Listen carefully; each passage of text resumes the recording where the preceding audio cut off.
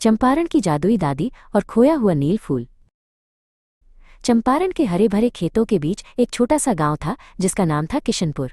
इस गांव में एक छोटी सी झोपड़ी में एक बूढ़ी दादी रहती थी जिनका नाम था कावेरी देवी। उन्हें सब प्यार से दादी अम्मा कहते थे, लेकिन कुछ फुसफुसाहटों में उन्हें जादुई दादी भी कहा जाता था। उनके बाल बर्फ जैसे सफ़ेद थे, उनकी आंखें चमकते हुए जैसे उनमें सदियों के राज छिपे हों, और उनके चेहरे पर झुर्रियों का जाल था जो हर कहानी की एक नई किताब जैसा लगता था। दादी अम्मा के पास कोई जादू की छड़ी नहीं थी, न ही वे उड़ सकती थीं, लेकिन उनके पास एक अद्भुत ज्ञान था। वे प्रकृति की हर बात समझती थीं। हवा की सरसराहट, पेड़ों की फुसफुराहट, नदियों का कलकल, सब उनके लिए एक भाषा थी। और सबसे खास बात ये थी कि वे हर बीमारी का इलाज जानती थी, हर दुखी मन को शांत कर सकती थी, बस अपने प्यार भरे स्पर्श और कुछ खास जड़ी बूटियों से। गांव वाले अक्सर उनके पास अपनी परेशानियां लेकर आते थे। एक साल किशनपुर में एक अजीब विपत्ति आ गई। गांव के सबसे पवित्र नीले कमल के फूल, जो केवल गांव के प्राचीन तालाब में खिलते थे और जिनकी पंखुड़ियां इतनी चमकदार थीं कि रात में भी हल्की रोशनी देती थीं, अचानक मुरझाने लगे।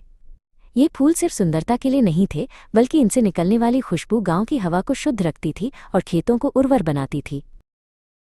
गांव के लोग परेशान हो गए क्योंकि उन्होंने ऐसा पहले कभी नहीं देखा था। वैद्य और हकीम आए, लेकिन कोई इलाज नहीं मिला। आखिर में गांव के मुखिया ने दादी अम्मा से मदद मांगी।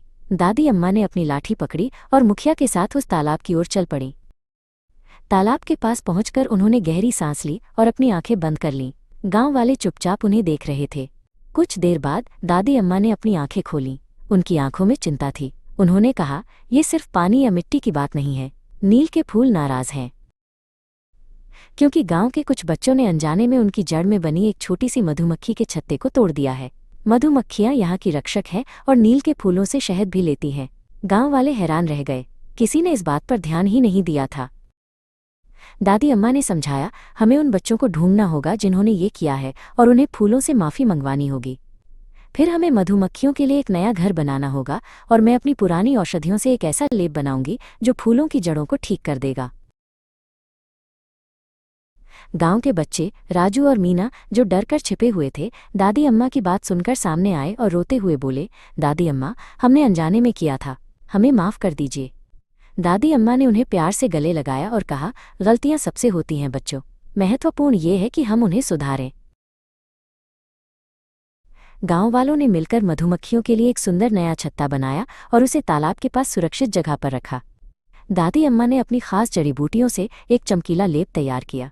राजू और मीना ने बड़े ध्यान से दादी अम्मा की मदद की, फूलों की जड़ों पर लेप लगाते हुए।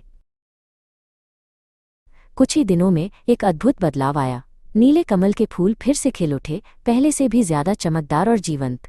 उनकी खुशबू से पूरा किशनपुर महक उठा और मधुमक्खियां खुशी से नए छत्ते में गुनगुना रही थीं। गांव में फिर से शांति और खुशहाली लौट आई। राजू और मीना ने सीखा कि प्रकृति का सम्मान करना कितना जरूरी है। दादी अम्मा की बुद्धिमत्ता और दयालुता ने गांव को एक बड़ी विपत्ति से बचाया था।